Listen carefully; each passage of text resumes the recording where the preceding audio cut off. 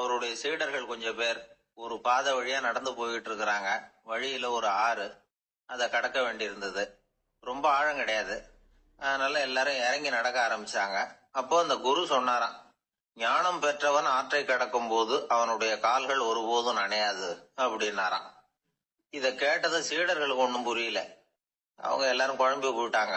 ஞானம் பெற்றவர்கள் காலு தண்ணீர்ல நனையாதுன்னு சொல்றாரே நம்ம குரு, ஆனா இவரு கால் இப்ப தண்ணீர்ல நனையுதே அப்படின்னா இவருக்கு இன்னும் ஞானம் கிடைக்கலன்னு அர்த்தமா?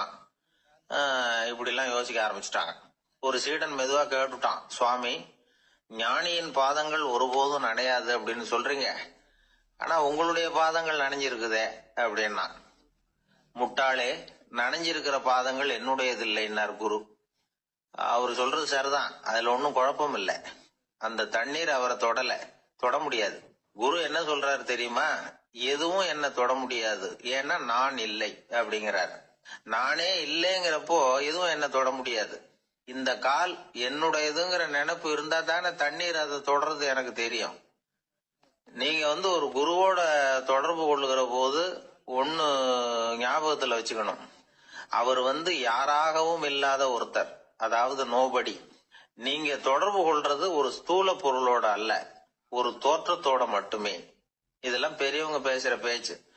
அந்த அளவுக்கு நான்கிற உணர்வே இல்லாம இந்த உலகத்துல நம்மால வாழ முடியுமா? அது நடைமுறை சாத்தியமா? பற்றில்லாமல் வாழணும்னு பல பேர் அறிவுரை சொல்றாங்க.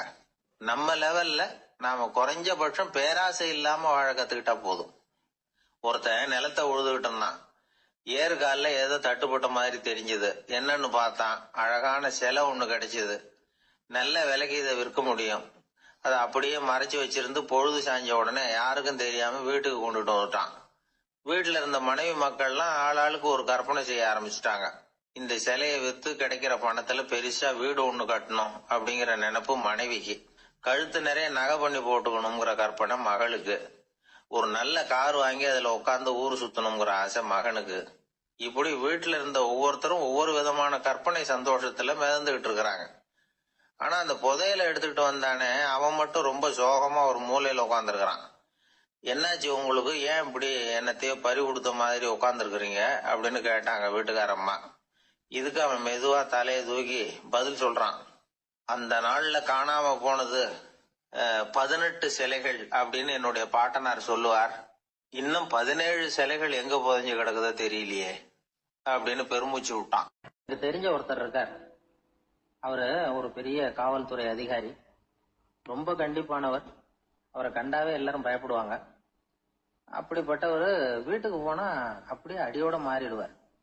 அங்க போய் பாத்தீங்கன்னா குழந்தைகளோட குழந்தையா அவர் விளையாடிட்டு இருப்பார். அலுவலக சமயத்துல பாத்தீங்கன்னா குதிரை முதுகுல அவர் உட்கார்ந்துருப்பார். வீட்டுல பாத்தீங்கன்னா அவரு முதுகுல குழந்தை உட்காந்துருக்கும்.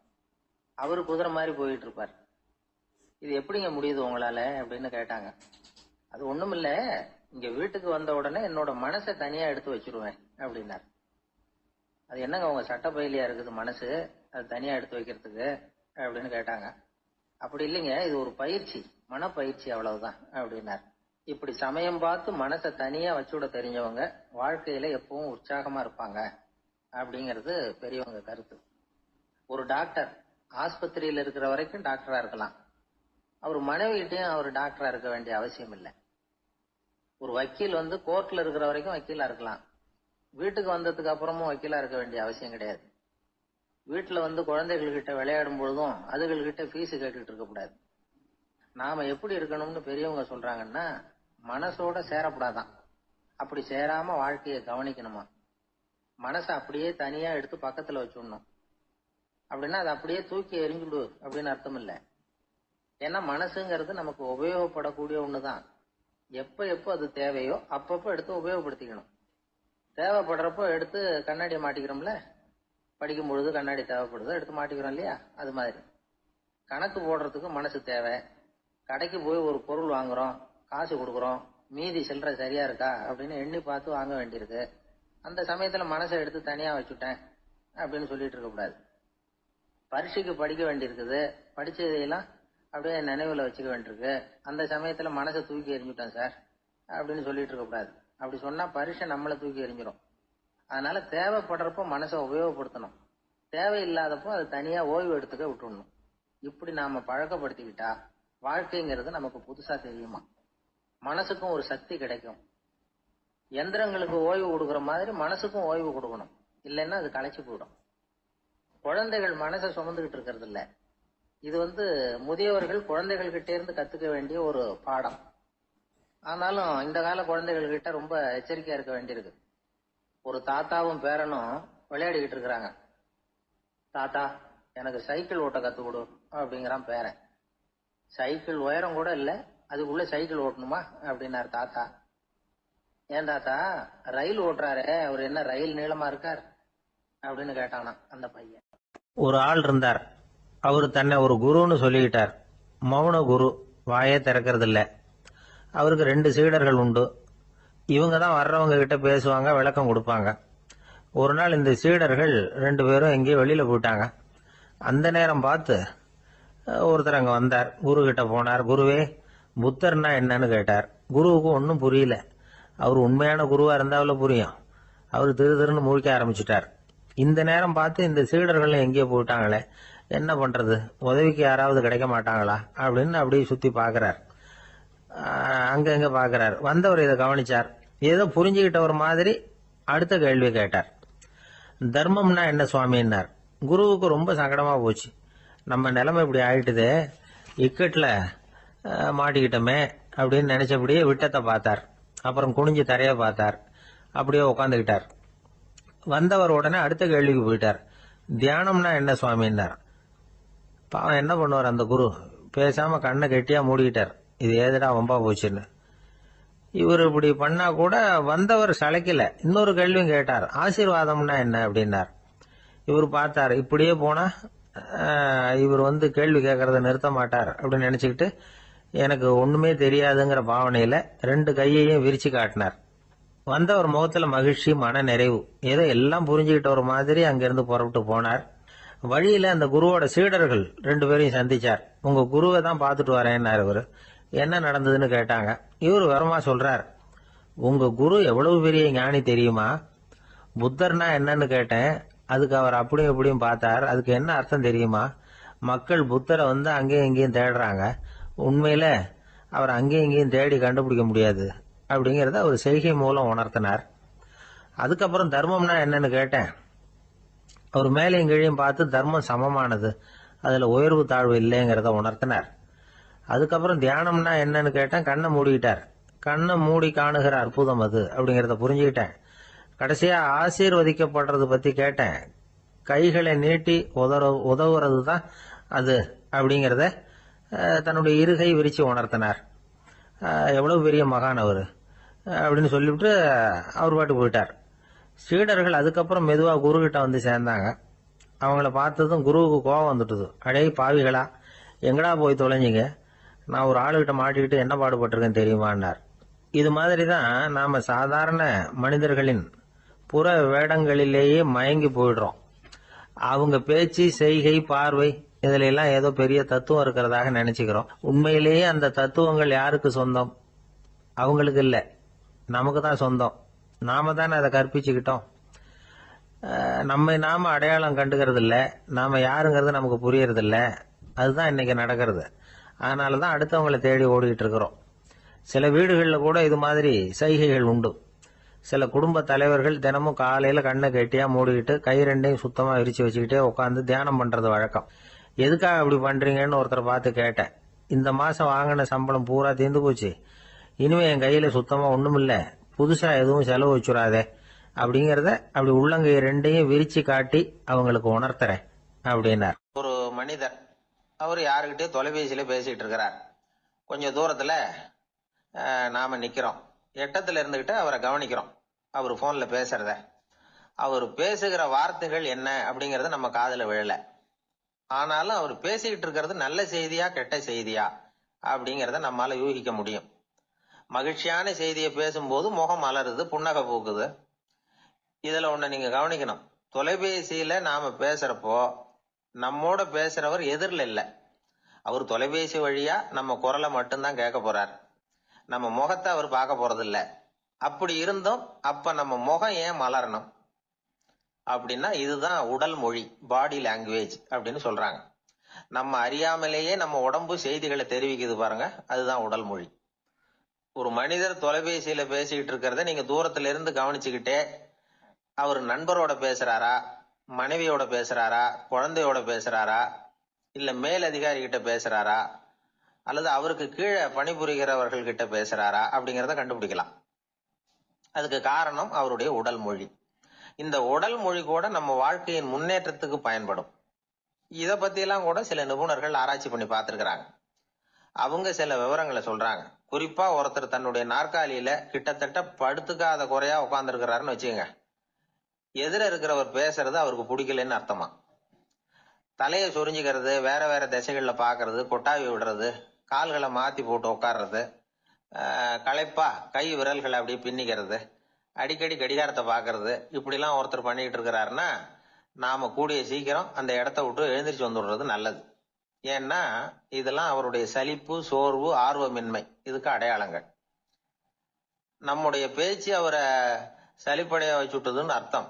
அவர் ரொம்பவும் சோர்ந்து போயிட்டாருன்னு பொருள். நம்முடைய பேச்சில் அவருக்கு ஆர்வம் இல்லைன்னு அர்த்தம். அதே நேரத்துல நாற்காலியின் நுனியில அமர்ந்து உடலை முன்னுக்கு நகர்த்தி எதிர இருக்கிறவரின் கண்களை பார்த்துக்கிட்டே பேசினாலும் சரி அல்லது பேச்சை கேட்டாலும் சரி, உங்க பேர்ல மத்தவங்களுக்கு உள்ள பிடிப்பு அதிகரிக்கும்.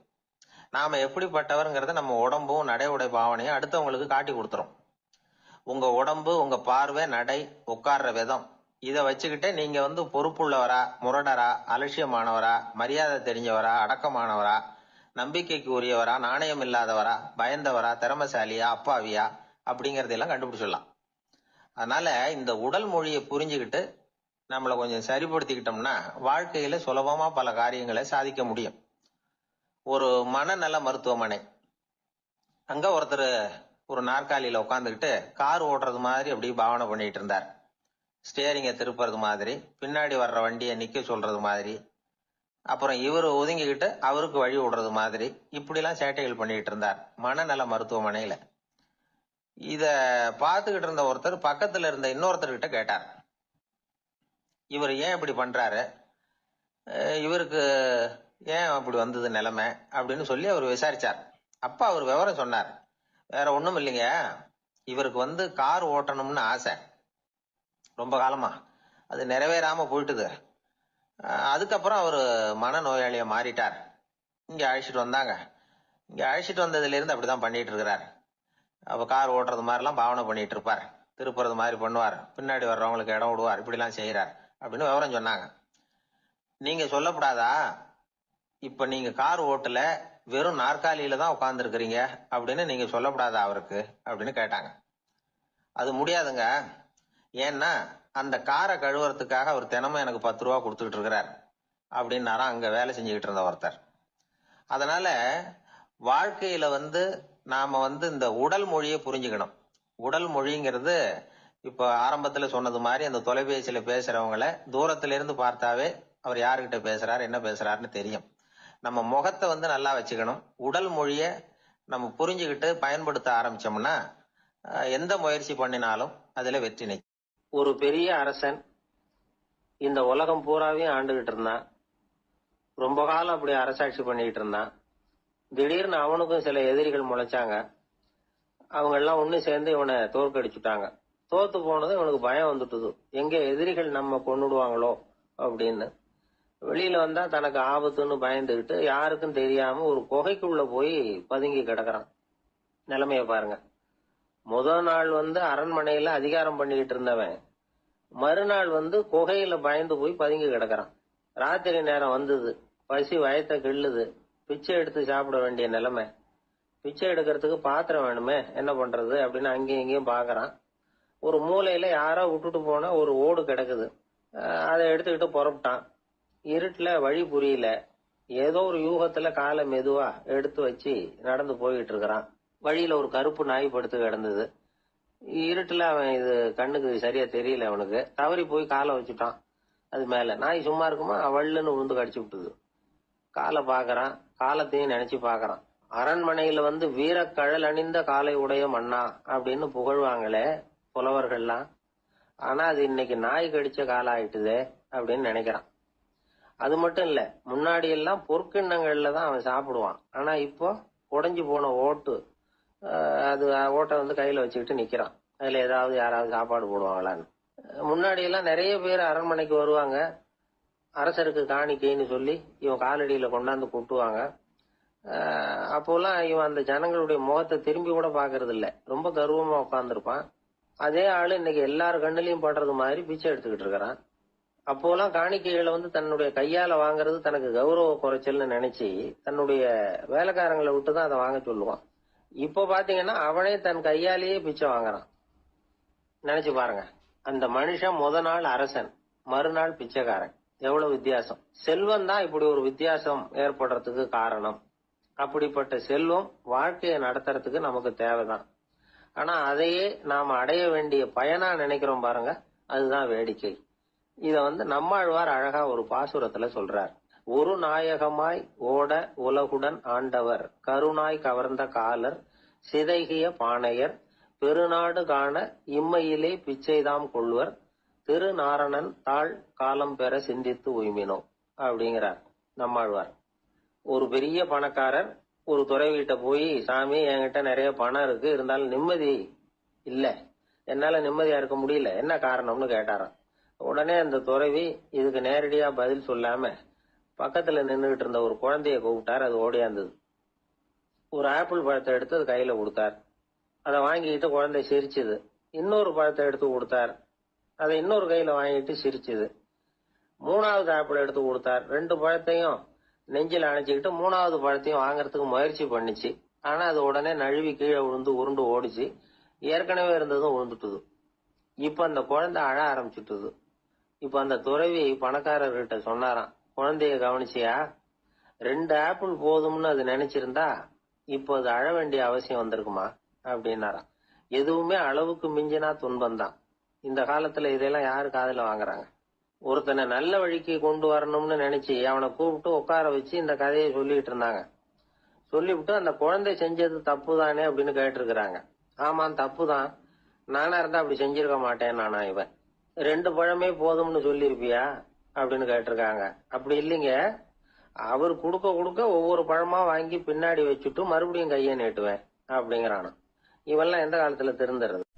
ஒரு ஊர்ல ஒரு பெரியவர் இருந்தார். அவர் ஒரு குரு. அவர் தொடர்ந்து தியான கூட்டங்கள் நடத்துவார். அந்த கூட்டத்துல கலந்துக்கிறதுக்காக பல ஊர்கள்ல இருந்து சீடர்கள் நிறைய பேர் வருவாங்க போவாங்க.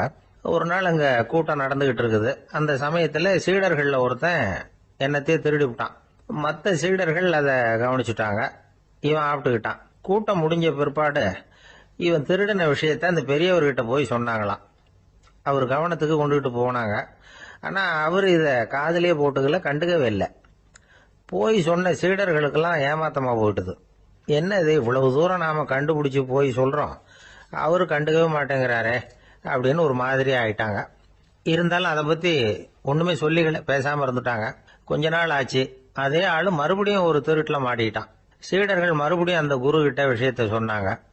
அவர் அப்பவும் வழக்கம் போல சும்மாவே இருந்துட்டார். இவர் இப்படி இருக்கிறத பார்த்ததும் அந்த சீடர்களுக்கு கோபம் வந்துட்டுது. உடனே அந்த சீடர்கள்லாம் ஒண்ணு கூடி பேசினாங்களாம்.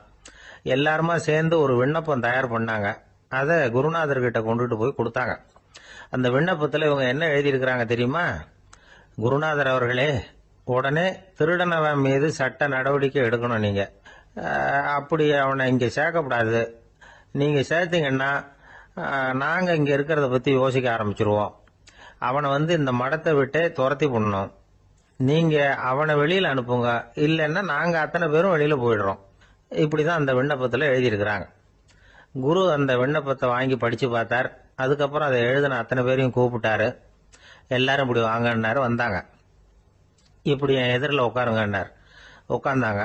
அப்புறம் சொன்னார், இதை பாருப்பா, நீங்க எல்லாரும் புத்திசாலிகள். உங்களுக்கு எது நல்லது எது கெட்டதுங்கிறது நல்லா தெரியும். நீங்க மேற்கொண்டு ஏதாவது படிக்கணும்னு நினைச்சா வேற எங்க வேணும்னாலும் போகலாம். அதுக்கு நான் தடை சொல்ல மாட்டேன். ஆனா உங்களால குற்றம் சாட்டப்பட்ட அவன் இருக்கானே, அவன் எப்படின்னா அவனுக்கு எது நல்லது எது கெட்டதுங்கிறதெல்லாம் தெரியாது. அதனாலதான் திருடுறான். நீங்க சொல்றது மாதிரி அவனை அடிச்சு துரத்தி விடுறோம்னு வச்சுங்க, அவனுக்கு எப்படி நல்லது கெட்டது தெரியும்? அவனுக்கு அதை யாரு சொல்லி கொடுக்கறது? அதனால இங்கேயே இருக்கட்டும், அதுதான் சரி. இதுக்காக நீங்க எல்லாரும் என்னை விட்டுட்டு போனாலும் சரி, அவனை நான் விரட்ட மாட்டேன் அப்படின்னு விட்டாரான். இவ்வளவையும் திருடனை அந்த சீடன் கேட்டுக்கிட்டே இருந்திருக்கான். அவன் கண்கள்ல கண்ணீர். அப்படியே எழுந்திரிச்சு வந்தான். குரு காலில் விழுந்தான். அவன் கண்ணீரில் அவனது தீமை கழுவப்பட்டது அப்படிம்பாங்க. அதாவது சீடர்களுக்கு அந்த குருவோட பெருமை அப்பதான் புரிஞ்சுதான். ஒரு நல்ல ஆசிரியர் இருக்காருன்னு வச்சுங்க, நல்லா படிக்கிற பையனுக்கு தான் பாடம் சொல்லி கொடுப்பேன்னா அது என்ன பெரிய விஷயமா? மோசமா படிக்கிறவனையும் மாத்தி காட்டுறேங்கிறது தான் பெருமை. இந்த காலத்து குரு ஒருத்தர் ஒரு ஆசிரமம் வச்சு நடத்திட்டு வந்தார். நிறைய பேர் தினம் வருவாங்க போவாங்க. ஒரு நாள் ஒருத்தன் வந்தான். அந்த குரு முன்னாடி போய் நின்னான். ஐயா, என்ன உங்க சீடனா ஏத்துக்கணும்னா. அந்த குரு நிமிர்ந்து பார்த்தார். உன்னுடைய நோக்கம் என்னன்னு கேட்டார். ஐயா, உங்ககிட்ட கொஞ்ச நாள் இருந்தேன்னா நல்ல பழக்க வழக்கங்களை கத்துக்கலாம், அதுக்கப்புறம் வெளியில போய் ஒரு நல்ல தொழில் தொடங்கி வாழ்க்கையில முன்னுக்கு வரணுங்கிறது தான் என்னோட நோக்கம் அப்படின்னா. நீ சொல்றது சரி, ஆனா உன்னால இங்க நல்ல பழக்க வழக்கங்களை கத்துக்க முடியலன்னு வச்சுக்கோ, அப்ப என்ன பண்ணுவேன் அப்படின்னு கேட்டார் அவர். அப்படி ஆச்சுன்னா என்ன, உங்களை மாதிரியே ஒரு ஆசிரமம் ஆரம்பிச்சு அதுக்கு குருவா இருந்துட்டு போறேன் அப்படின்னா. ஒருத்தன் வேகமா ஓடி வந்தான். ஏப்பா அப்படி தலை தெறிக்க ஓடி வர்றேன்னு கேட்டேன். பின்னாடி துரத்திக்கிட்டு வருது சார் அப்படின்னா. ஏதாவது நாய் துரத்திக்கிட்டு வருது போல இருக்கு அப்படின்னு நினைச்சு அவனுக்கு பின்னாடி பாக்குறேன். கண்ணுக்கு எட்டின தூரம் வரைக்கும் எதுவுமே தெரியல. ஏன்பா எதுவும் உன்னை துரத்துறது மாதிரி தெரியலையே என்ன, நல்லா பாருங்க சார் அப்படின்னா. பார்த்துட்டு தான் சொல்றேன் என்ன. இதோ பாருங்க சார், இதுதான் என்ன துரத்துது அப்படின்னு அவன் காட்டுறான். அவன் சுட்டி காட்டின இடத்துல பார்த்தா அங்க அவனுடைய நிழல் தான் தெரியுது. என்னப்பா சொல்ற அப்படின்னு சொல்லி அவனை சந்தேகமா பார்த்தேன். அதுக்கப்புறம் தான் அவன் விவரமா பேசினான். சார், எனக்கு என் நிழலை கண்டா பிடிக்கிறது இல்ல. எப்ப பார்த்தாலும் இது என்னையே பின்தொடர்ந்து வந்துகிட்டு இருக்குது. இதை என்னால சகிக்கவே முடியல. இதை என்கிட்ட இருந்து பிரிக்கிறதுக்கு எவ்வளவோ முயற்சிகள்லாம் பண்ணி பார்த்துட்டேன், முடியலன்னா. அப்படி என்னென்ன முயற்சிகள் பண்ணினேன் அப்படின்னு கேட்டேன். அவன் என்னென்ன செஞ்சாங்கிறத விவரமா சொன்னான். அவன் என்ன பண்ணிருக்கிறான், ஒரு பெரிய குழியை தோண்டி அதுல தன்னுடைய நிழலை புதைச்சிருவோம் அப்படின்னு முடிவு பண்ணிட்டு மண்வெட்டி எடுத்துக்கிட்டு தோட்டத்து பக்கம் போயிருக்கான். ஆழமா ஒரு குழியை தோண்டி இருக்கான். குனிஞ்சு பாக்குறான். அந்த குழிக்குள்ள தன்னுடைய நிழல் தெரியுது. ஆஹா, இதுதான் சமயம், நிழல் இப்ப குழிக்குள்ள இருக்கு, மண்ணை போட்டு மூடி போடலாம் அப்படின்னு நினைச்சுக்கிட்டு கொஞ்சம் மண்ணை அள்ளி போட்டான். பார்த்தா இப்ப அந்த நிழல் அந்த மண்ணுக்கு மேல வந்து நிக்குது. இது ஏதுடா வம்பா போச்சு அப்படின்னு அவசரமா மண்ணை வாரி போட்டு மூடி பாக்குறான். குழி பூராவும் மூடி விட்டு பாக்குறான். மறுபடியும் நிழல் மேல வந்து உட்காந்துட்டு இருக்குது.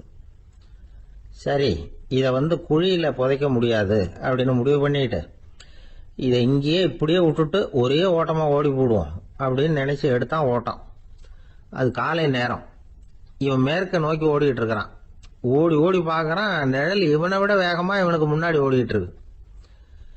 சரி, திரும்பி ஓடி பார்ப்போம் அப்படின்னு நினைச்சுக்கிட்டு அப்படியே சடார்னு திரும்பி ஓட ஆரம்பிச்சான். பார்த்தான், அப்பாடா நிழலை காணல. கொஞ்ச தூரம் ஓடி ஒரு இடத்துல நின்னு அப்படியே சாவகாசமா திரும்பி பாக்குறான். பின்னாடி நின்றுட்டு இருக்குது நிழல். இப்படி ஓடி வந்துதான் இங்க நம்ம முன்னாடி நின்று தன்னுடைய அவஸ்தையை சொல்லிட்டு இருக்கிறான். இந்த நிழலை துரத்துறது அல்லது வெட்டி விடுறது, இதுக்கு ஏதாவது வழி இருக்கா சொல்லுங்க சார் அப்படிங்கிறான்.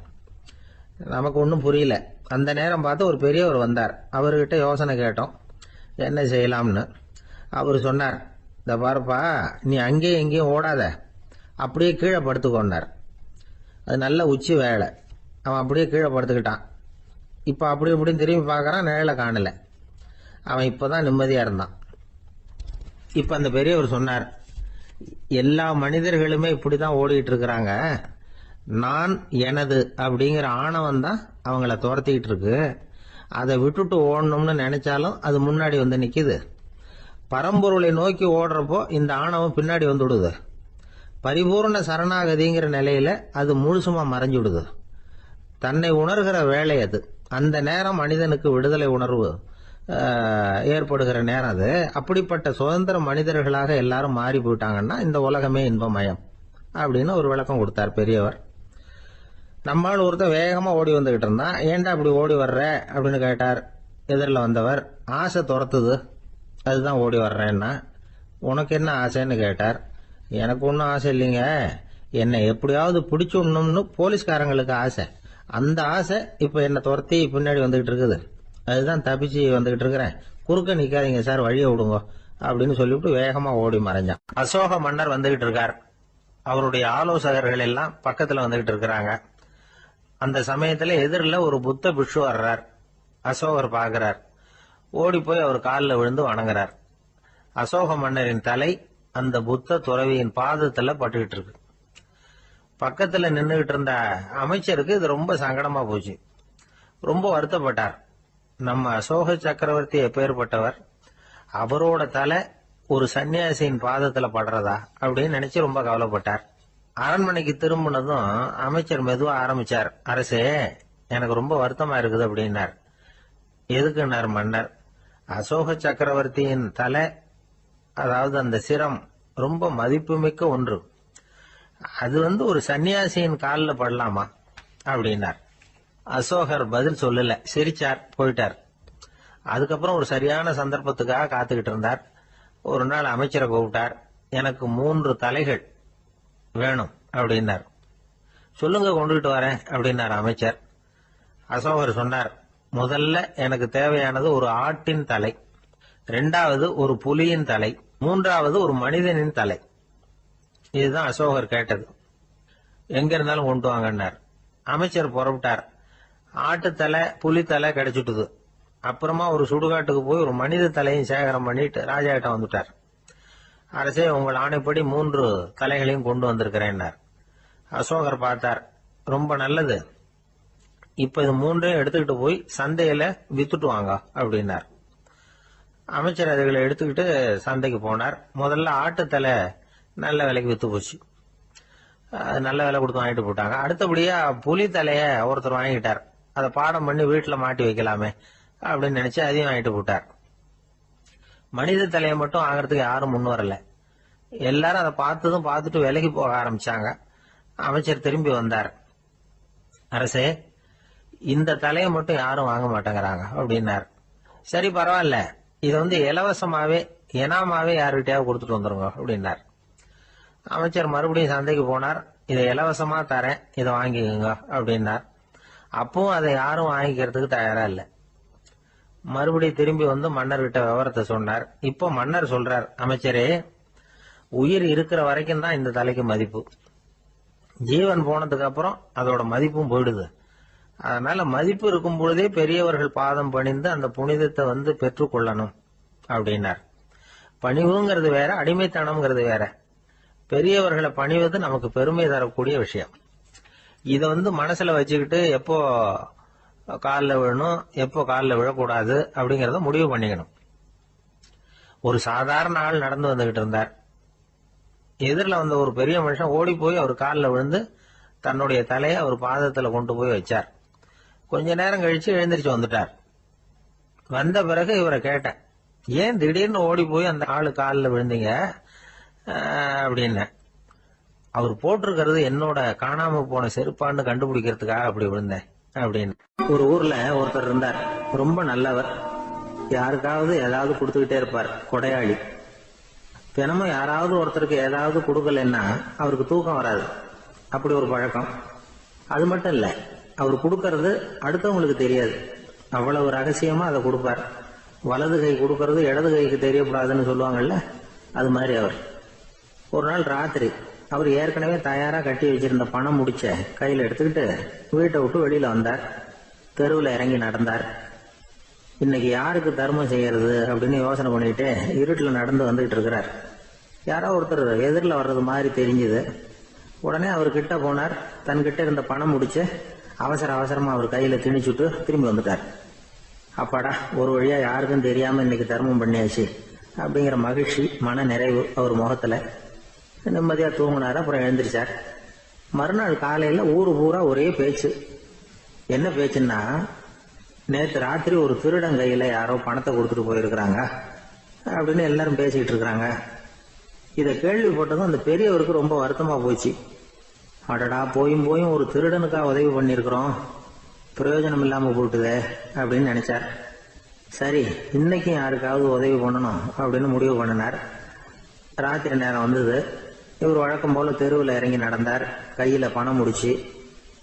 எதிரில் ஒரு பெண் உருவம் மங்கலா தெரிஞ்சது. இவர் உடனே அந்த பெண் கிட்ட பணத்தை கொடுத்துட்டு திருப்தியா திரும்பி வந்துட்டார். மறுநாள் காலையில ஊர் பூரா என்ன பேசிக்கிட்டாங்க தெரியுமா?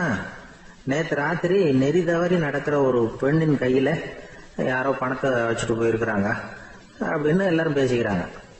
அடடா, இன்னைக்கும் தவறுதலா நடந்து போச்சு அப்படின்னு ஒரு வருத்தப்பட்டார். இருக்கட்டும், இன்னைக்கு ஏதாவது தர்மம் பண்ணுவோம் அப்படின்னு நினைச்சுக்கிட்டாரு. 3வது நாள் ராத்திரியும் புறப்பட்டார். இப்பவும் எதிரில் ஒருத்தர் வந்தார். இவர் பணத்தை கொடுத்தார், திரும்பி வந்துட்டார். மறுநாள் மக்கள் என்ன பேசிக்கிட்டாங்கன்னா, நேற்று ராத்திரி ஒரு செல்வந்தர் கையில யாரோ பணத்தை கொடுத்துட்டு போயிருக்கிறாங்க அப்படின்னு பேசிக்கிட்டாங்களாம். அவருக்கு ரொம்ப வருத்தமா போயிட்டுது. என்ன இது தினம் இப்படி ஆகிட்டு இருக்குதே அப்படின்னு நினைச்சுக்கிட்டே படுத்து தூங்கினார். அன்னைக்கு ராத்திரி ஒரு கனவு.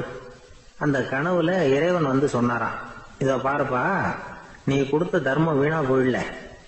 உன்கிட்ட பணம் வாங்கின அந்த திருடன் திருந்திட்டான், அந்த பொண்ணும் திருந்திட்டா, அந்த செல்வந்தனும் கொடையாளி ஆயிட்டான், எல்லாருக்கும் உதவி பண்ண ஆரம்பிச்சுட்டான் அப்படின்னு சொன்னாராம். இந்த கதையை சொன்னவர் யாருன்னா நபிகள் நாயகம். இதுல உள்ள கருத்து என்னன்னா, நல்ல மனசோட தர்மம் பண்ணுனா அது வீணா போறதில்லை. இன்னொரு கருத்து, தர்மம் வந்து தன்னை மட்டுமல்ல அடுத்தவங்களையும் தீமையிலிருந்து காப்பாற்றும். இதுதான் நாம புரிஞ்சுக்க வேண்டியது. இந்த காலத்திலயும் இது மாதிரி சில சம்பவங்கள் நடக்கிறது உண்டு. ஒரு பெரியவர் இருட்டுல நடந்து வந்துகிட்டு இருந்தாரு. எதிரில் வந்த ஒருத்தன் வலுக்கட்டாயமா ஒரு கையை பிடிச்சி ஒரு பண முடிப்பை கொடுத்து வச்சுக்க சொல்லிவிட்டு விலைக்கு போயிட்டான். பெரியவருக்கு ஆச்சரியம், இந்த காலத்திலயும் இப்படி வலது கை கொடுக்கறது இடது கைக்கு தெரியக்கூடாதுன்னு நினைக்கிற கொடையாளிகள் உண்டு போல இருக்கு அப்படின்னு யோசனை பண்ணிக்கிட்டே நடந்தார். கொஞ்ச தூரம் போயிருப்பாரு. அதுக்குள்ள அதே ஆள் திரும்பி வந்தான். கொடுத்த பண முடிப்பை திருப்பி கொடுங்க அப்படின்னு கேட்டு வாங்கிட்டான். இவருக்கு ஒன்றும் புரியல. ஏன் இப்படி பண்றேன்னார். அது ஒண்ணும் இல்லைங்க, கொஞ்ச நேரம் இதை உங்ககிட்ட கொடுத்து வச்சிருந்தேன் அவ்வளவுதான் அப்படின்னா. ஏன்னு கேட்டார். என்னை பின்னாடி போலீஸ் தேடிக்கிட்டு வந்துகிட்டு இருக்குது, அதுதான் அப்படி பண்ணேன், இப்ப போயிட்டு இனிமே ஒன்றும் பயம் இல்லை அப்படின்னு சொல்லிவிட்டு அவன் பாட்டுக்கு நடந்து போறான். ஒரு சன்னியாசி அவரு ஒரு நாள் ஒரு கனவு கண்டாராம். அந்த கனவுல அவர் சொர்க்கத்துக்கு போறார். அங்க ஒரு பெரிய திருவிழா நடந்துகிட்டு இருக்குது. எங்க பார்த்தாலும் அலங்கார வளைவுகள், வண்ணமயமான விளக்குகள், பாதைகள் பூரா மலர்கள், எல்லா கட்டடங்களும் ஒளிமயம். அவ்வளவு கோலாகலமா பிரம்மாண்டமா அந்த திருவிழா நடந்துகிட்டு இருக்குது. அது என்ன திருவிழாங்கிறது இந்த சன்னியாசிக்கு புரியல. அங்க எதிரில் வந்துகிட்டு இருந்த ஒருத்தரை நிறுத்தி, என்ன விசேஷம் இங்க அப்படின்னு விசாரிச்சாராம். உனக்கு தெரியாத விஷயம், இன்னைக்கு இறைவனுக்கு பிறந்த நாள், அதைத்தான் எல்லாரும் சேர்ந்து கொண்டாடுறோம். இதுக்காக பிரம்மாண்டமான ஊர்வலம் ஒண்ணு வரப்போகுது, இறைவனே அந்த ஊர்வலத்துல கலந்துகிறார் அப்படின்னார் அவரு. உடனே அந்த சன்னியாசி ஒரு மரத்து நிழல்ல ஒதுங்கி நின்றுகிட்டார். ஊர்வலம் வந்துகிட்டு இருக்குது. முதல்ல ஒரு குதிரை வந்துகிட்டு இருக்கு, அது மேல ஒருத்தர் உட்காந்துருக்கிறார். அவருக்கு பின்னாடி நிறைய பேர் கூட்டமா வந்துகிட்டு இருக்கிறாங்க. இவ்வளவு கூட்டம் இவர் பின்னாடி வருதே, யார் இவரு அப்படின்னு கேட்டார்.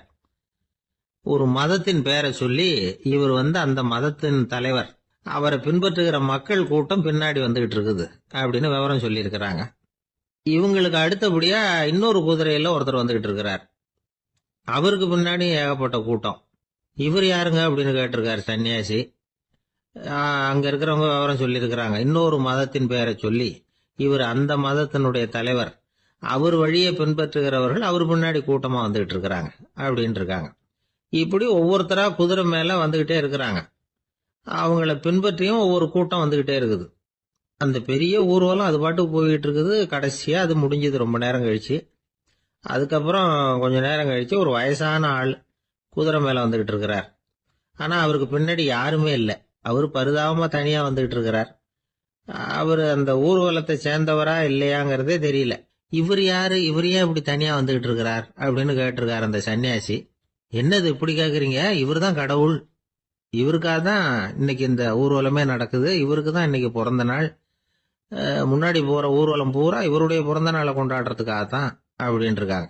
இதை கேட்டதும் அந்த சன்னியாசிக்கு திடுக்குன்னு தூக்கி போட்டிருக்கு. இது வரைக்கும் கனவு கண்டுகிட்டு இருந்தவர் முடிச்சுக்கிட்டார்.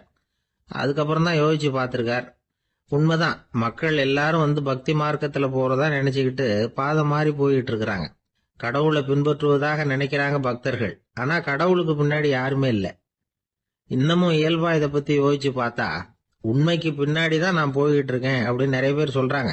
ஆனா அந்த உண்மை வந்து அனாதையா போய்கிட்டு இருக்குது. அப்படி ஆயிட்டுது உலகம். இந்த காலத்திலயும் ஒரு ஊர்வலம், ஒரு பெரிய மனுஷருக்கு பிறந்த நாள் விழா. அவரு குதிரை மேல ஏறி முன்னாடி போயிட்டு இருக்கிறார். அவருக்கு பின்னாடி ஒரு 100 பேர் தொண்டர்கள், அவங்க பாட்டுக்கு போறாங்க. எல்லாம் பணம் கொடுத்து ஏற்பாடு பண்ணவங்க, எல்லாம் பணம் வாங்கிட்டு பின்னாடி போயிட்டு இருக்கிறாங்க. கொஞ்ச தூரம் நடந்ததும் கால் வலிக்க ஆரம்பிச்சுட்டுது. ஒவ்வொருத்தரும் அப்படியே ஒதுங்க ஆரம்பிச்சுட்டாங்க. அதான் முன்னாடியே பணம் கிடைச்சுட்டுதே, இனிமே ஒதுங்கினா என்னன்னு ஒதுங்கிட்டாங்க. ஒரு கட்டத்துல குதிரையில போறவர் தற்செயலா திரும்பி பாக்குறாரு, பின்னாடி யாருமே இல்ல, எல்லாரும் ஓடி போயிட்டாங்க. ஒரே ஒரு ஆள் மட்டும் ரொம்ப விசுவாசமா பின்னாடி நடந்து வந்துகிட்டு இருந்தான். ஏன்பா நீ மட்டும் வந்துகிட்டு இருக்கிறிய, நீ வீட்டுக்கு போகலையான்னு கேட்டிருக்காரு அவரு. நீங்க அந்த குதிரையையும் அதுக்குள்ள வாடகை பணத்தையும் கொடுத்துட்டீங்கன்னா நானும் போயிடுவேன் அப்படின்னு நானும் இந்த ஆள். ஒரு காட்டுல ஒரு நரி இருந்தது. ஒரு நாள் காலை நேரம் அது தன்னுடைய இருப்பிடத்திலிருந்து வெளியில வந்தது. கொஞ்ச தூரம் நடந்து வந்தது. அப்பதான் அது தன்னோட நிழலை கவனிச்சு பார்த்தது. பார்த்தா அது ரொம்ப நீளமா பெருசா இருக்குது. காலை நேரத்துல நிழல் அப்படித்தானே இருக்கும். ஆனா அந்த நரிக்கு அந்த விஷயம் தெரியல. தன்னுடைய நீண்ட பெரிய நிழலை பார்த்து ஆச்சரியப்பட்டது. ஆஹா, நாம இவ்வளவு பெருசாவா இருக்கிறோம் அப்படின்னா என்னுடைய காலை சாப்பாட்டுக்கு ஒரு யானை இல்லைன்னா ஒரு ஒட்டகம் கிடைச்சாதான் சரியா இருக்கும் போல இருக்கு அப்படின்னு முடிவு பண்ணிக்கிட்டது. உடனே ஒரு யானை அல்லது ஒட்டகத்தை தேடி அலைஞ்சது, எங்க கிடைக்கும்னு. கிடைக்கவே இல்லை. மத்தியானம் 12 மணி ஆயிட்டுது. பசியோட அலையுது. இப்ப தன்னோட நிழலை பார்த்தது. அது மத்தியான நிழல் எப்படி இருக்கும், அது ரொம்பவும் குறுகி போய் தெரிஞ்சது. உடனே அந்த நரி என்ன நினைச்சுக்கிட்டு தான் தெரியுமா, காலை ஆகாரம் சாப்பிடாததுனால நம்ம உடம்பு இப்படி அழிச்சு போட்டுதே அப்படின்னு நினைச்சுக்கிட்டு தான். கொஞ்ச நேரம் கழிச்சு மறுபடியும் தன்னுடைய நிழலை பார்க்குது. அது இன்னமும் குறுகி போய் காலடியிலேயே வந்துட்டுது. அதுக்கு பயமா போயிடுது. ஐயோ, இன்னும் கொஞ்ச நேரத்துல நாம இறந்துருவோம் போல இருக்க, இப்ப என்ன செய்யறது? இந்த சமயத்துல ஒரு எறும்பு கிடைச்சா கூட போதும், அதை நம்ம காலை ஆகாரமா நினைச்சு சாப்பிட்டுள்ளாமே அப்படின்னு நினைச்சுதான். நம்முடைய நிழல் கூட நம்மள மாதிரியே தான் அடிக்கடி மாறிக்கிட்டே தான் இருக்குது. அது எப்பவும் ஒரே மாதிரி இருக்கிறது இல்ல. மனிதனுக்கு ஏற்படுகிற தன்முனைப்பு இருக்கு பாருங்க, ஈகோ, அது கூட ஒரு நிழல் மாதிரி தானா. அப்படி நினைக்க ஆரம்பிச்சுட்டா அதனால ஏதும் பிரச்சனை வராதான். தன்முனைப்பை நிழல் போலவே ஏற்றுக்கொள்ளுங்கள் அப்படிங்கிறது பெரியவங்க கருத்து. ஒரு காரியத்தை வெற்றிகரமா நல்ல விதமா செஞ்சு முடிக்கிறோம்னு வச்சுக்கோங்க, அந்த சமயத்துல ஒரு வித நுட்பமான தற்பெருமை நமக்குள்ள உண்டாகுது. இது இயற்கையானது, அதனால இது மேல பற்று வைக்கக்கூடாது. அப்படி வைக்க ஆரம்பிச்சுட்டா அந்த தற்பெருமை ஒரு நிரந்தர விருந்தாளியா நம்ம கிட்ட தங்கிக்கும். நம்ம நிழல் எப்படின்னு பாருங்க, நாம நடக்கும் பொழுது நம்ம பின்னாடியே வரும். தன்முனைப்பையும் அப்படியே நினைச்சுக்குங்க. நிழல் யாருக்கும் எந்த பிரச்சனையையும் உண்டாக்குறது இல்லை. ஆனா அந்த நிழலை கண்டே நாம பயப்பட ஆரம்பிச்சுட்டா நாம எதுலயும் வெற்றி காண முடியாது. நிழலோட சண்டை போடக்கூடாது. அது மாதிரி தன்முனைப்போடவும் நாம சண்டை போட வேண்டியதில்லை. இல்லாத ஒன்றோடு சண்டை போடுறது எப்படின்னா, அது இருட்டோட சண்டை போடுறது மாதிரி. நாம நிழல் கிடையாது, நம்ம கிட்ட இருக்கிற தன்முனைப்பு ஒரு நிழல். நம்ம நிழலையும் நமக்கு சமமா பாக்குறோம் பாருங்க, அங்கதான் சிக்கலே ஆரம்பம். இப்போ நாம நடந்து போயிட்டு இருக்கிறோம், நம்ம நிழல் தரையில விழுது. யாரோ ஒருத்தர் நம்ம நிழல் மேல காலை வச்சு நடந்து போறார். உடனே அவர்கிட்ட சண்டைக்கா போறோம், ஏண்டா என் நிழலை மிதிச்ச அப்படின்னு. நமக்கு தெரியும் அது நிழல் தாங்கிறது. அவர் உங்க மேல நடக்கல, உங்களுடைய நிழல் மேலதான் நடக்கிறார்.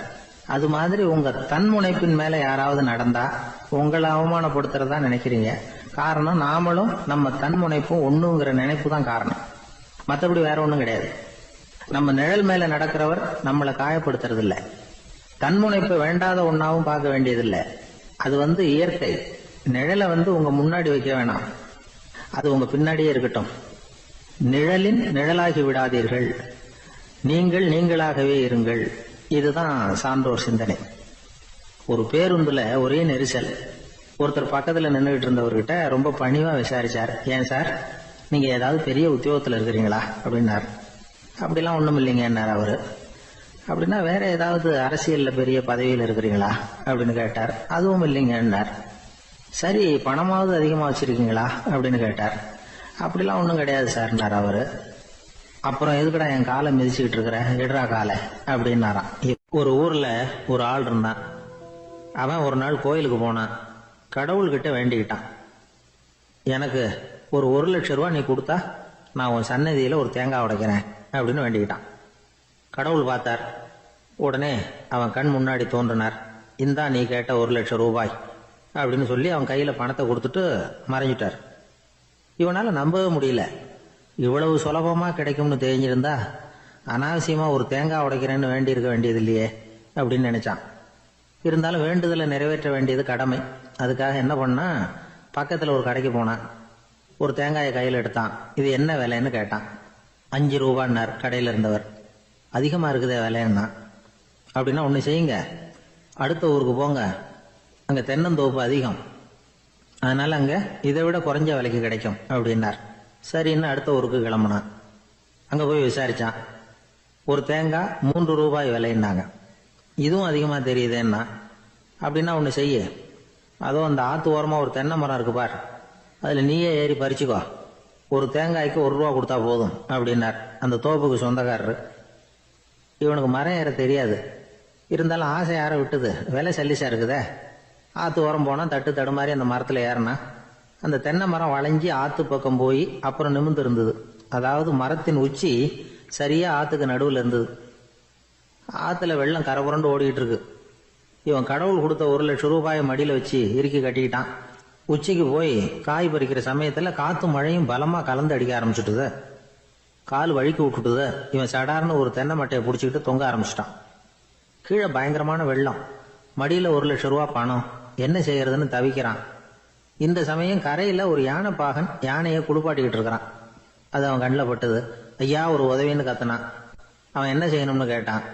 உன் யானையை மெதுவாக இங்கே அழைச்சிட்டு வா, எனக்கு நேராக கீழே நிறுத்து, என் காலை பிடிச்சி மெதுவாக கீழே இறக்கி விட்டுரு, என் மடியில் இருக்கிற பணத்தில் உனக்கு 10,000 ரூபா தரேன் அப்படின்னா. அவன் பார்த்தான், காலை கையை பிடிச்சா கூட எவனும் இந்த காலத்தில் 10 ரூபாய்க்கு மேலே தரமாட்டேங்கிறான், இவன் காலை பிடிச்சா 10,000 தர்றேங்கிறான் அப்படின்னு யோசனை பண்ணான். உடனே யானையை கொண்டுட்டு போனான். அவனுக்கு நேராக கீழே நிறுத்தினான்.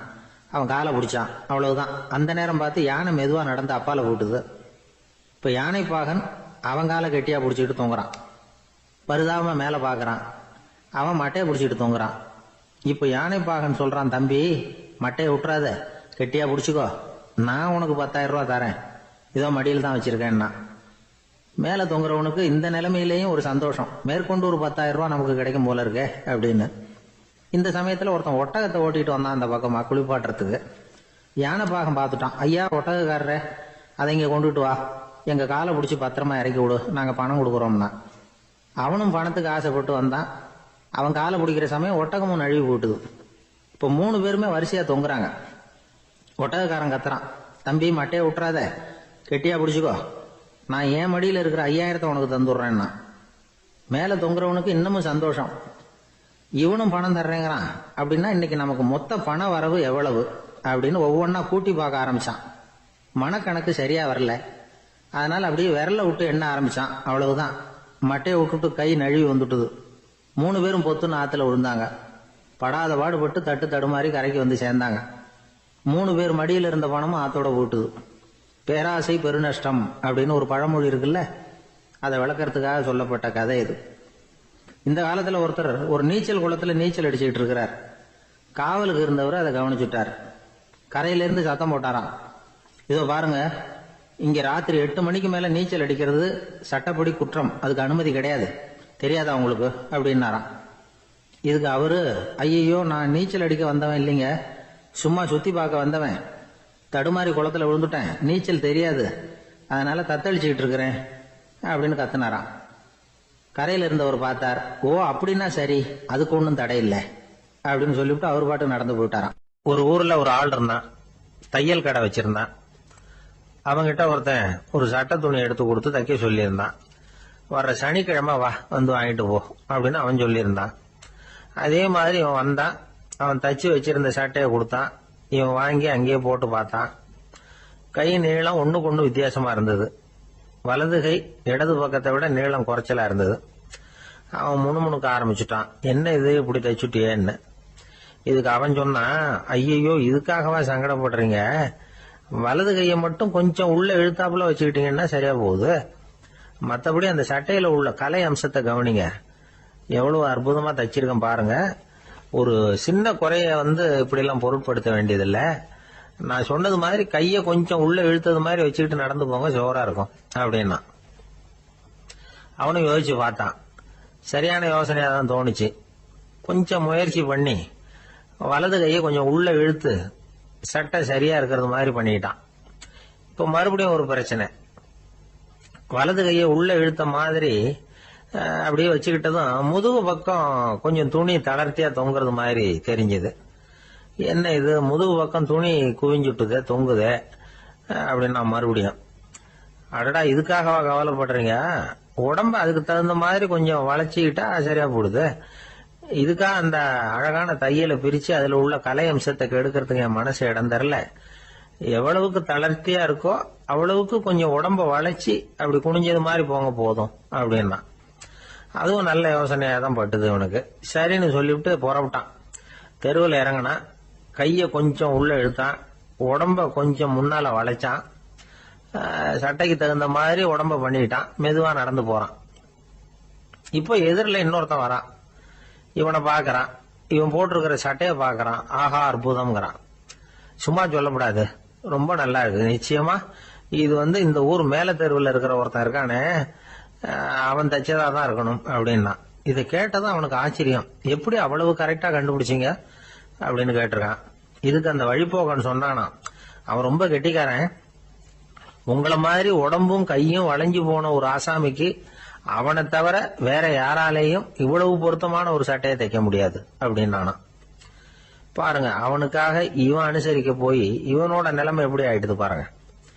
இதே மாதிரிதான் சில சடங்குகளும் சம்பிரதாயங்களும் நம்மளை கோமாளி ஆக்கி விட்டுரும். எதுவா இருந்தாலும் அதுல அறிவுபூர்வமான அணுகுமுறை அவசியம். ஒரு நர்ஸ் அவசரமா ஓடி டாக்டர் கிட்ட சொல்லிச்சான், டாக்டர் ஒரு தப்பு நடந்து போச்சு, 10ஆம் நம்பர் பெட்ல இருக்கிற பேஷண்ட்டுக்கு காலில் ஆபரேஷன் பண்றதுக்கு பதிலாக கையில் ஆபரேஷன் பண்ணி விட்டீங்க. கை ஆபரேஷன் பண்ணிக்க வேண்டிய ஆள் 7ஆம் நம்பர் பெட்ல இருக்கார் அப்படின்னு தான். அதுக்கு ஒரு பதட்டப்படாம சொன்னாராம், பரவாயில்ல இவரை தூக்கி 7ஆம் நம்பர் பெட்ல போட்டுரு அப்படின்னு. ஒருத்தர் அவசரமா போய்கிட்டு இருந்தார். எங்க போய்கிட்டு இருக்கீங்க அப்படின்னு கேட்டார் ஒரு பெரியவர். கடைக்கு போறேன் சார், சாமான் வாங்கறதுக்கு அப்படின்னார். அங்க போறதுக்கு முன்னாடி தெரிஞ்சுக்க வேண்டியதெல்லாம் தெரிஞ்சுக்கிட்டீங்களா அப்படின்னு கேட்டார் பெரியவர். கடைக்கு போய் காசை கொடுத்து ஒரு பொருளை வாங்கிட்டு வரப்போறோம், இதுல தெரிஞ்சுக்க வேண்டியது என்ன இருக்குது அப்படின்னார் அலட்சியமா. இப்ப அந்த பெரியவர் பேச ஆரம்பிச்சார். இந்த உலகத்துல எந்த ஒரு செயல்ல இறங்குறப்பவும் நாம நல்லா ஆலோசனை பண்ண வேண்டிய விஷயம் 5 அப்படின்னார். உதாரணமா, ஒருத்தன் கடைக்கு போய் ஏதோ ஒரு பொருளை வாங்கிட்டு வர போறான்னு வச்சுக்கங்களேன். அப்ப கூட அவன் 5 விஷயங்களை பத்தி தெரிஞ்சுக்க வேண்டியிருக்குது அப்படிங்கிறார் அவர். முதல்ல அந்த பொருள் எப்படிப்பட்டது அப்படிங்கறத தெரிஞ்சுக்கணும். 2வதா தன்னை பத்தியும் தெரிஞ்சுக்கணும். அப்பதான் அந்த பொருள் தனக்கு தேவையா இல்லையா அப்படிங்கறத புரிஞ்சுக்க முடியும். 3வதா தெரிஞ்சுக்க வேண்டியது ஒண்ணு இருக்கு. அது என்னன்னா, அந்த பொருளை அடையறதுக்கு வழி என்ன அப்படிங்கறத தெரிஞ்சுக்கணும். அதாவது எவ்வளவு பணம் கொடுத்தா அது கிடைக்கும், இது மாதிரியான விஷயங்கள். 4வதா அந்த பொருளை அடையிறது மூலமா நாம அடையக்கூடிய பயன் என்ன அப்படிங்கறதையும் உணரணும். 5வது அந்த பொருளை அடையிறதுல இருக்கக்கூடிய தடை எது அப்படிங்கறதையும் நாம தெரிஞ்சுக்கணும். பெரியவர் பேசுறது ஏதோ தத்துவம் மாதிரி தெரியுது இல்லையா? தத்துவம் தான். அதாவது இப்படி உலகியல் வாழ்க்கையில சின்ன சின்ன விஷயங்கள்லயே நாம 5 விஷயங்களை தெரிஞ்சுக்க வேண்டி இருக்குது. அது ரொம்ப அவசியமா இருக்கு. பேரின்ப நிலைன்னு சொல்றாங்கல்ல, அது மாதிரி பெரிய சமாச்சாரங்கள்லயும் இந்த 5 விஷயங்களை நாம தெரிஞ்சுக்க வேண்டியிருக்குது. அதுக்கு பேர் என்னன்னா அர்த்த பஞ்சகம். வைணவ சமயத்துல அர்த்த பஞ்சகம்ங்கிறது ரொம்ப பெரிய விஷயம். கடைக்கு போறது மாதிரி கடவுளை பார்க்க போறப்பவும் நாம 5 விஷயங்களை தெரிஞ்சுக்கணுமா. முதல்ல பரம்பொருள் அப்படிங்கிறது என்ன, அதோட தன்மைகள் என்ன, இதை தெரிஞ்சுக்கணும். இதுக்கு பேர் என்னன்னா பரமாத்ம ஸ்வரூபம் அப்படின்னு பேர். 2வது நாம யாரு, நம்மோட தன்மை என்ன அப்படிங்கறத தெரிஞ்சுக்கணும். நான் யாருன்னு எனக்கே தெரியலங்கிறப்போ இதை நான் சொல்றேன்னு இது என்னுடையதுன்னு சொல்றது தப்பு தானே. அப்புறம் 3வது விஷயம், பரம்பொருளை நாம் அடையறதுக்கு வழி எது, இது தெரிஞ்சுக்கணும். இது உபாய ஸ்வரூபம் அப்படின்னு பேர். 4வது விஷயம், நாம் அடைய வேண்டிய பயன்கள் என்ன அப்படிங்கறத தெரிஞ்சுக்கிறது. இதுக்கு புருஷார்த்தம் அப்படின்னு பேர். 5வது அந்த பயனை அடைய விடாமல் தடுக்கிற தடைகள் யாவை அப்படிங்கறத தெரிஞ்சுக்கிறது. இது விரோதி ஸ்வரூபம். இதத்தான் தடையியல் அப்படின்னு சொல்றாங்க. அதாவது பரமாத்மாவை பற்றிய அறிவு, ஜீவாத்மாவை பற்றிய அறிவு, உபாயம் பற்றிய அறிவு, புருஷார்த்தம் பற்றிய அறிவு, இந்த 4 அறிவுக்கும் எதிரடையா, அதாவது அதையெல்லாம் தப்பா புரிஞ்சுக்கிறதால உண்டாகக்கூடிய அறிவு விரோதி ஸ்வரூபம். என்ன இது தகவல்ல ஏதாவது கதை சொல்லுவீங்கன்னு பார்த்தா ஏதோ தத்துவம் பேசிக்கிட்டு இருக்கிறீங்களே அப்படின்னு நினைக்கலாம். இதுவும் தெரிஞ்சுக்க வேண்டிய ஒரு பெரிய விஷயம்தான். காதல போட்டு வச்சா எப்போவாவது உபயோகப்படும். என்னுடைய நண்பர் ஒருத்தர் ஒரு நாள் என்கிட்ட சொன்னார், சார், அடுத்த மாசம் தஞ்சாவூர்ல ஒரு கல்யாணம், போறதா வேண்டாமா அப்படின்னு ஒரே குழப்பமா இருக்கு அப்படின்னார். நான் உடனே இந்த அர்த்த பஞ்சக உபதேசம் பண்ண ஆரம்பிச்சேன். அவர் எல்லாத்தையும் பொறுமையா கேட்டுட்டு, சரி சார், நான் போறதுன்னு முடிவு பண்ணிவிட்டேன்னார். எப்படி இந்த முடிவுக்கு வந்தீங்க அப்படின்னு கேட்டேன். அவர் சொன்னாரு, சார், அந்த 2வது பாயிண்ட் ஒன்று சொன்னீங்களே, அதை புரிஞ்சுக்கிட்டதுக்கு அப்புறம்தான் இந்த முடிவுக்கு வந்தேன் அப்படின்னாரு. என்ன 2வது பாயிண்ட்னு? அதாவது தன்னை பத்தி புரிஞ்சுக்கணும் அப்படின்னு சொன்னீங்க. உடனே என்னை பத்தி புரிஞ்சுக்கிட்டேன். நான் யாருங்கிறது எனக்கு தெரிஞ்சுது. உடனே போறது தான் நல்லதுன்னு முடிவு பண்ணிவிட்டேன்னார். நீங்க யாருன்னு கேட்டேன். நான் தான் சார் அந்த கல்யாணத்துல தாலி கட்ட வேண்டிய மாப்பிள்ளை அப்படின்னார். என்ன சார், உங்க பையன் என்ன செஞ்சுட்டு இருக்கிறான் இப்போ அப்படின்னு கேட்டார் ஒருத்தர். அடிக்கடி கண்ணாடி முன்னாடி நின்று அழகு பார்த்துக்கிட்டு இருக்கிறான் சார் அப்படின்னாரு அப்பா. இளம் பருவம் இப்படிதான் இருக்கும், அதையெல்லாம் சாதாரணமா நினைச்சுடாதீங்க அப்படின்னாரு அவரு. என்ன சார் சொல்றீங்க, கண்ணாடி முன்னாடி நின்றுக்கிட்டு நேரத்தை வீணாக்கிக்கிட்டு இருக்கான், அதை ஒரு பெரிய விஷயமா நான் நினைக்கணுமா அப்படின்னாரு இவர். இளம் பருவத்தில் இளைஞர்களுக்கும் சின்ன பொண்ணுங்களுக்கும் அடிக்கடி கண்ணாடியில் பார்க்கணும்னு தோணும். அது வெறுமனே அழகு பார்க்கறது மட்டும் இல்லை, அவங்க தங்களையே தேடி கண்டுபிடிக்கிற ஒரு முயற்சி அது. இது ஒரு மனோதத்துவ விளைவு. இது வரைக்கும் சின்ன பிள்ளையா இருந்துட்டோம், இனிமேல் நாமளும் மற்றவங்க மாதிரி மனிதர்கள் தான் அப்படிங்கிற உணர்வு அவங்களுக்கு வருது. தங்களோட முகம் எப்படி இருக்குது, அழகு எப்படி இருக்கு, உடம்பு நேரம் எப்படி இருக்கு, முடி எப்படி இருக்கு அப்படிங்கறதையெல்லாம் கண்டுபிடிக்கிறாங்க. அதுக்கப்புறம் இன்னொரு ஆணோ பொண்ணோ தன்னை கவனிக்கணும் அப்படின்னு நினைக்கிறாங்க. இதெல்லாம் மனோதத்துவ உண்மைகள், இதெல்லாம் இயற்கை. இதை பார்த்துட்டு பெத்தவங்க பிள்ளைங்க கெட்டு போட்டாங்க அப்படின்னு நினைக்கக்கூடாது, அவங்கள திட்டிக்கிட்டே இருக்கக்கூடாது. இன்னைக்கு பல குடும்பங்கள்ல இதுதான் நடந்துகிட்டு இருக்குது. மனுஷ வாழ்க்கையிலேயே இப்படியும் இல்லாத அப்படியும் இல்லாத ஒரு பருவம் இளம் பருவம். 13லேருந்து 19 வயசுக்கு உட்பட்ட ஆண்கள் பெண்கள் இந்த வகையை சேர்ந்தவங்க, டீனேஜ் குரூப். இவங்கள சின்னவங்கன்னு நினைச்சிட முடியாது, பெரியவங்கன்னு நினைச்சிட முடியாது. இவங்க ரொம்ப சென்சிட்டிவ். சமூகம் நினைச்சா இவங்களை நல்லவங்களாவும் ஆக்கலாம், கெட்டவங்களாவும் ஆக்கலாம். கொஞ்சம் அக்கறை எடுத்துக்கிட்டா பெரிய பெரிய மேதைகளையும் விஞ்ஞானிகளையும் உருவாக்கலாம். ஆனால் நடக்கிறது என்ன தெரியுமா, அநேகமாக இவங்களை யாருமே சரியாக புரிஞ்சுக்கிறது இல்லை, இவங்களை சரியாக நடத்துறதும் இல்லை. இது வரைக்கும் நாம் சொல்கிறத கேட்டுக்கிட்டு இருந்தான், இப்பெல்லாம் அவன் இஷ்டத்துக்கு நடக்க ஆரம்பிச்சுட்டான் அப்படின்னு வருத்தப்படுற பெற்றோர்கள் அதிகம். இது வருத்தப்படுற விஷயம் இல்லை, சந்தோஷப்பட வேண்டிய விஷயம். உங்கள் புள்ள சொந்தமாக யோசிக்க ஆரம்பிக்கிறதும் நடந்துக்க ஆரம்பிக்கிறதும் ஒரு தப்பான விஷயமா? அவன் கடைசி வரைக்கும் உங்கள் பேச்சையே கேட்டுக்கிட்டு இருக்கணுங்கிறது என்ன நியாயம்? இன்னைக்கு இளைஞர்களை பெரியவங்க தப்பாக புரிஞ்சுக்கிட்டு தவறாக நடத்துறதுனால தான் அவங்களுக்கு வெறுப்பு, எரிச்சல், மனக்கசப்பு எல்லாம் உண்டாகுது.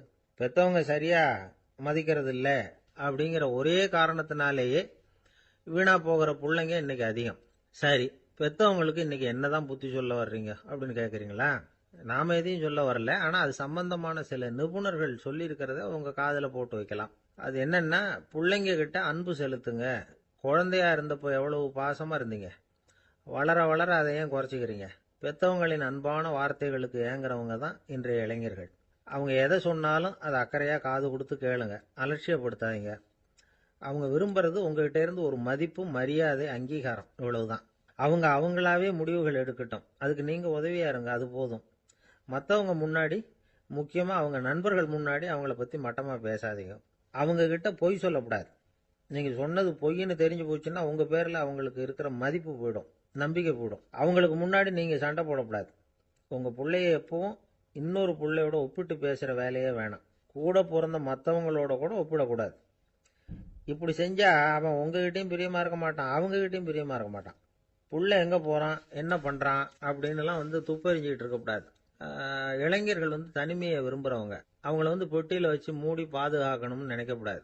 அவங்கள எப்படி பாதுகாக்கிறது அப்படிங்கிறது அவங்களுக்கே தெரியும்.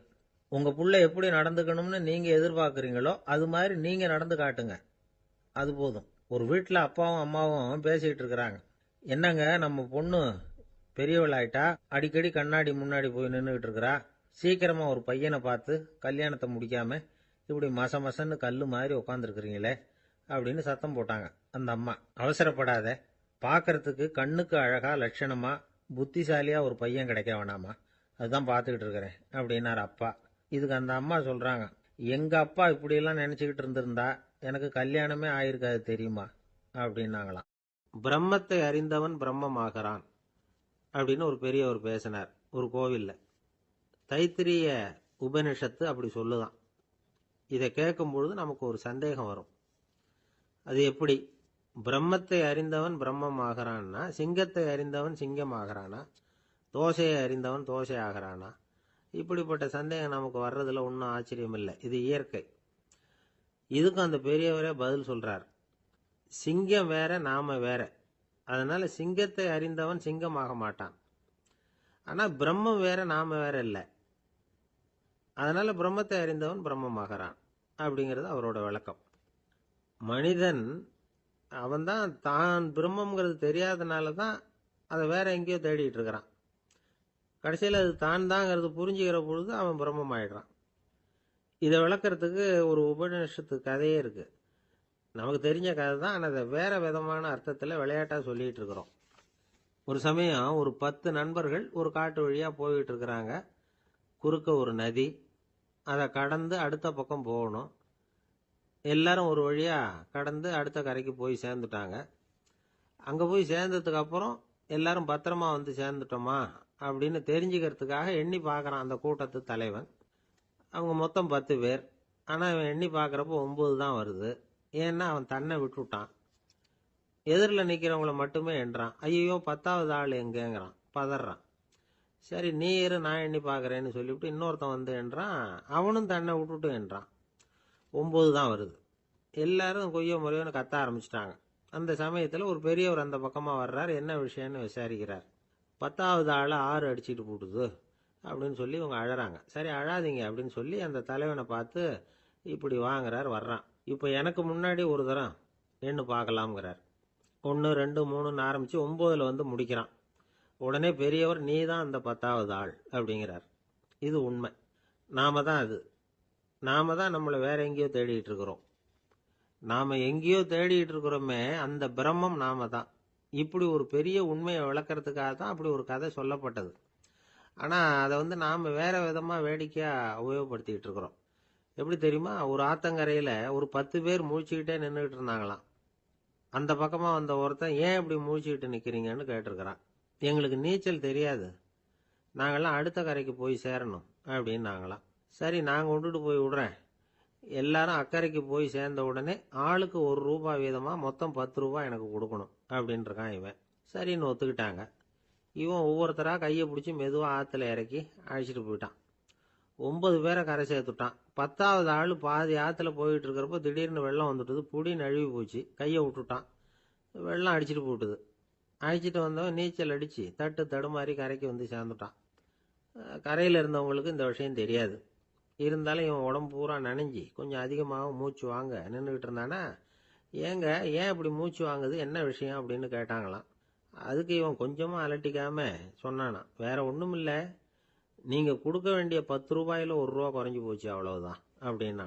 காசியில் இருக்கிற கடவுள் காசி விஸ்வநாதர், அங்கே இருக்கிற தேவி காசி விசாலாட்சி. இவங்க 2 பேரும் ஒரு நாள் பேசிக்கிட்டு இருந்தப்போ கடவுள் சொன்னார், இந்த மனிதர்களை நாம் ரொம்பவும் நம்பிக்கையோடு தான் படைச்சிருக்கிறோம். இருந்தாலும் அவங்களுக்கு தான் நம்பிக்கை இல்லை, எதுலேயும் ஒரு உண்மையான நம்பிக்கை இல்லாமல் வாழ்ந்துக்கிட்டு இருக்கிறாங்க அப்படின்னார். என்ன அப்படி சொல்கிறீங்க? அதை பாருங்க, எவ்வளவு பேர் காசியை தேடிட்டு வந்து கங்கையில் குளிச்சுக்கிட்டு இருக்கிறாங்க. அவங்கெல்லாம் நம்பிக்கை இல்லைன்னா இவ்வளவு தூரம் தேடிட்டு வந்து இங்கே குளிப்பாங்களா அப்படின்னு நாங்கள் தேவி. சரி அதை சோதித்து பார்க்கலாம் அப்படின்னு 2 பேரும் முடிவு பண்ணிக்கிட்டாங்க. உடனே ஒரு திட்டம் போட்டாங்க. அது எப்படின்னா, நாம் 2 பேருமே பக்தர்கள் மாதிரி உருவத்தை மாற்றிக்கிட்டு கங்கை கரைக்கு போக வேண்டியது. நான் வந்து கங்கையில் இறங்கி குளிக்கிறேன். கொஞ்ச நேரத்தில் சுழலில் மாட்டிக்கிட்டது மாதிரி நடிக்கிறேன். நீ உடனே கரையிலிருந்து சத்தம் போடு, என்னோட வீட்டுக்காரரை யாராவது காப்பாற்றுங்களேன் காப்பாற்றுங்களேன்னு சத்தம் போடு. அதோட இன்னொன்று சொல்லு, யாராவது ஒரு புண்ணிய ஆத்மா அவர்கிட்ட போய் அவருடைய முடியை பிடிச்சி இழுக்கணும். அப்படி ஒரு சாபம் இருக்குது எங்களுக்கு. புண்ணிய ஆத்மா, அதாவது எந்த பாவமும் செய்யாத இல்லாத ஒருத்தர் தான் அவரை காப்பாற்ற முடியும். அப்படிப்பட்டவங்க யாராவது வெள்ளத்தில் குதிச்சு என்னுடைய கணவரை காப்பாற்றுங்கோ அப்படின்னு நீ சத்தம் போடு, கூச்சல் போடு, என்ன நடக்குதுன்னு பார்க்கலாம் அப்படின்னார் கடவுள். சரின்னு சொல்லி 2 பேருமா சாதாரண பக்தர்கள் மாதிரி கங்கை கரைக்கு வந்து சேர்ந்தாங்க. அவர் இறங்கி குளித்தார். திட்டம் போட்டது மாதிரியே சுழல்ல மாட்டிக்கிட்டது மாதிரி கத்துனார். கரையில இருந்த அந்த அம்மா, ஐயோ என் கணவரை காப்பாத்துங்களேன், யாராவது காப்பாத்துங்களேன்னு கத்துனாங்க. பல பேர் ஓடி வந்தாங்க. உடனே இவங்க, பாவம் இல்லாத புண்ணிய ஆத்மா ஒருத்தரால தான் என்னுடைய கணவர் காப்பாற்றப்படணுங்கிறது விதி, அப்படி ஒரு சாபம் இருக்கு, அதனால புண்ணிய ஆத்மா யாராவது அவர்கிட்ட போய் அவர் முடியை பிடிச்சி தூக்குனா அவரை காப்பாத்தி போடலாம் அப்படின்னாங்க. இவங்க இப்படி சொன்னதும் எல்லாரும் திகைச்சு போய் நின்னுட்டாங்க. ஒவ்வொருத்தருக்கும் அவங்க செஞ்ச பாவம்லாம் ஒவ்வொன்றா ஞாபகத்துக்கு வர ஆரம்பிச்சுட்டுது. சரி, இதுக்கு நாம லாயக்கு இல்லை அப்படின்னு சொல்லி ஒதுங்கி போக ஆரம்பிச்சிட்டாங்க எல்லாம். இந்த சமயத்துல யாரோ ஒருத்தர் வேகமா ஓடி வந்தார். ஆத்துல குதிச்சார். அவர்கிட்ட போனார், முடிய பிடிச்சார், தூக்குனார், அவரை காப்பாத்தி கரைக்கு கொண்டுட்டு வந்துட்டார். அப்படி காப்பாத்தின அந்த ஆளை இவங்க 2 பேரும் தனியா கூப்பிட்டுக்கிட்டு ஒரு மண்டபத்துக்கு வந்துட்டாங்க. வந்து விசாரிக்கிறாங்க. நீ யாரப்பா அப்படின்னு கேக்குறாங்க. ஏதும் தெரியாத மாதிரி. நான் இந்த ஊர் அன்ன சத்திரத்துல வேலை செய்யற ஒரு சமையல்காரன் அப்படிங்கிறார். நீ வந்து கங்கையில குளிக்கிறது உண்டான்னு கேட்டிருக்காங்க. நான் இந்த ஊர்லயே தான் இருக்கிறேன், இருந்தாலும் தினமும் கங்கையில குளிக்கிறது இல்ல, எப்பாவது ஒரு நாள் அங்க குளிப்பேன் அப்படின்னார். கங்கையில மூழ்கி எழுந்திருச்சா பாவம்லாம் தொலையும்னு சொல்றாங்க. அப்படி இருக்கிறப்போ அங்க இன்னைக்கு கங்கையில குளிச்சுக்கிட்டு இருக்கிறவங்க எல்லாம் தங்களை வந்து புண்ணிய ஆத்மாவா நினைக்கல. கங்கையில குளிக்காத நீ உன்னை வந்து புண்ணிய ஆத்மாவா நினைச்சு என்னை காப்பாத்த வந்திருக்கிற, அது எப்படி அப்படின்னு கேட்டார். அதுக்கு அந்த ஆளு சொல்றான், கங்கையில குதிச்சதுக்கு அப்புறம் தானே உங்களை காப்பாத்த போறோம், அப்படி குதிக்கும் பொழுது என்னுடைய பாவம்லாம் போயிருக்கும்ல, நான் புண்ணிய ஆத்மாவா ஆயிருப்பனே, அதனாலதான் துணிஞ்சு வந்து உங்களை காப்பாத்தினேன் அப்படின்னா. கடவுளும் தேவியும் அவனுக்கு வந்து காட்சி கொடுத்தாங்களாம். இப்படி ஒரு கதை உண்டு. அதாவது கங்கையில குளிச்சுக்கிட்டு இருக்கிறவங்களுக்கே தங்களுடைய பாவம் போகுங்கிற நம்பிக்கை பரிபூர்ணமா இல்ல, குளிக்காத ஒருத்தனுக்கு அந்த நம்பிக்கை இருந்தது. அதனால அவனால கடவுளை பார்க்க முடிஞ்சது. கடவுளை வந்து நாமளும் பார்க்க முடியுமா முடியாதா அப்படிங்கிற குழப்பம்லாம் நமக்கு வேண்டியதில்லை. நம்பிக்கையோட வாழணுங்கிற உண்மையை மட்டும் இந்த கதையிலிருந்து புரிஞ்சுக்கிட்டா போதும். ஏன்னா இந்த கதையை கேட்டுட்டு ஒரு நண்பன் குதர்க்கமா ஒரு கேள்வி கேட்டான். ஏன் சார், கங்கையில குளிச்சா பாவம் போயிடும்னு சொல்றீங்களே, நான் எனக்கு வேண்டாத ஒருத்தனை அழைச்சிட்டு போய் கங்கையிலேயே தள்ளி விட்டுட்டு அதுக்கப்புறம் அங்கேயே முழுக்க போட்டுட்டு நான் செஞ்ச பாவத்தை வந்து அதுலேயே கழுவி விட்டுட்டு மறுபடியும் உங்ககிட்ட